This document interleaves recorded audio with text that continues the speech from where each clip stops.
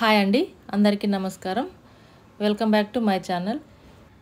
ఈరోజు మనం చేసుకునే రెసిపీ అరేబియన్ చికెన్ మండి బిర్యానీ. ఇది స్మోకీ ఫ్లేవర్తో తింటే చాలా బాగుంటుంది. దీనికి కావాల్సిన ఇంగ్రీడియంట్స్ చూద్దాం ఇప్పుడు.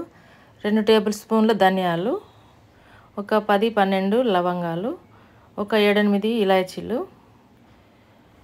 ఒక స్పూన్ సోంపు, ఒక 3/4 నట్మగ్ జాజికాయ, ఒక స్పూన్ సాజీరా, కొంచెం దాల్చిన చెక్క, 2 స్పూన్ల మిరియాలు, ఒక స్పూన్ సొంటి పొడి, ఒక స్పూన్ చాట్ మసాలా, ఒక టేబుల్ స్పూన్ ఆయిల్, ఒక టేబుల్ స్పూన్ నిమ్మరసం, ఒక హాఫ్ కప్పు సాఫ్రాన్ వాటర్. ఇప్పుడు ఈ మీకు చెప్పిన మసాలా అంతా కేజీ చికెన్కి, ఈ మసాలా అంతా 5 కేజీల చికెన్కి. దీన్ని మెత్తగా మిక్సీ పట్టుకోవాలి. మనం మిక్సీ చేసుకున్న మసాలా నుండి ఒక స్పూన్ మసాలా తీసుకొని రైస్ కోసం పక్కన పెట్టుకుందాం. రైస్లోకి ఒక స్పూన్ తీసుకుంటే రైస్కి సరిపోతుంది. ఇప్పుడు ఈ మసాలాలో మనం టేస్ట్కి సరిపడా కారం, అంటే ఒక స్పూన్, కొంచెం పెద్ద స్పూన్తో కారం తీసుకున్నా నేను. టేస్ట్కి సరిపడా ఉప్పు వేసుకోవాలి. ఒక మామూలు సైజు స్పూన్ తోటి నేను ఉప్పు తీసుకున్నా. ఒక స్పూన్ సొంటి పొడి. ఇప్పుడు ఇవన్నీ ఇందులోనే వేసుకోవాలి, ఈ మసాలాలోనే. ఒక స్పూన్ చాట్ మసాలా, ఒక 2 నిమ్మకాయలు పిండుకొని రసం తీసుకున్నా, ఇది 2 నిమ్మకాయల జ్యూస్, ఒక టేబుల్ స్పూన్ ఆయిల్. ఇవన్నీ ఇందులోనే వేసుకోవాలి. ఒక హాఫ్ కప్పు సాఫ్రాన్ వాటర్ తీసుకోవాలి. మనం కొంచెం గోరువెచ్చని నీళ్ళల్లో కుంకుమ పువ్వు వేస్తే ఈ కలర్ వస్తుంది. ఇవి ఇందులో పోసుకొని మొత్తం మిక్స్ చేసుకోవాలి. అన్నీ ఇందులో వేసుకొని మొత్తం కలిపి పక్కన పెట్టుకోవాలి. ఇప్పుడు మనం చికెన్ ఇట్లా పెద్ద పీసులు కట్ చేయించుకోవాలి. మండి కోసం పెద్ద పీసులు కట్ చేయించుకొని ఇట్లా కాట్లు పెట్టించుకోవాలి. అక్కడక్కడ కాట్లు పెట్టుకున్న చికెన్కి ఇప్పుడు మనం తయారు చేసుకున్న మసాలాని అప్లై చేసుకోవాలి. మసాలా అంతా ఇట్లా పట్టించుకున్న తర్వాత ఆవిరి మీద ఉడికించుకోవాలి. మేమైతే ఎలక్ట్రిక్ కుక్కర్లో పెట్టినాం, గిన్నెలో కూడా పెట్టుకోవచ్చు. మనం పెట్టుకొని మూత పెట్టుకొని ఉడికించుకోవాలి. గిన్నెలో అయితే కొంచెం ఎక్కువ టైం పడుతుంది, 1/2 అవర్ అట్లా పడుతుంది. ఇటు అటు తిప్పుకుంటూ మూత తీసుకొని మళ్ళీ పెట్టుకుంటూ ఉడికించుకోవాలి. ఇప్పుడు ఒక ప్యాన్ తీసుకొని ఆ ప్యాన్లో నేను ఆయిల్ వేసుకుంటున్నా. ఒక 2-3 స్పూన్ల ఆయిల్ వేసుకొని కొన్ని బాదం పప్పులు, మనం కేజీకి అయితే ఒక గుప్పెడు సరిపోతాయి. ఇది ఎక్కువ చికెన్ కదా, 5 కేజీలు కాబట్టి నేను ఎక్కువ బాదం పప్పు, జీడిపప్పు కూడా గుప్పెడు వేయించుకోవాలి. కిస్మిస్లు కొన్ని వేసుకొని ఈ 3 వేయించుకొని పక్కన పెట్టుకోవాలి. ఇదే ఆయిల్లో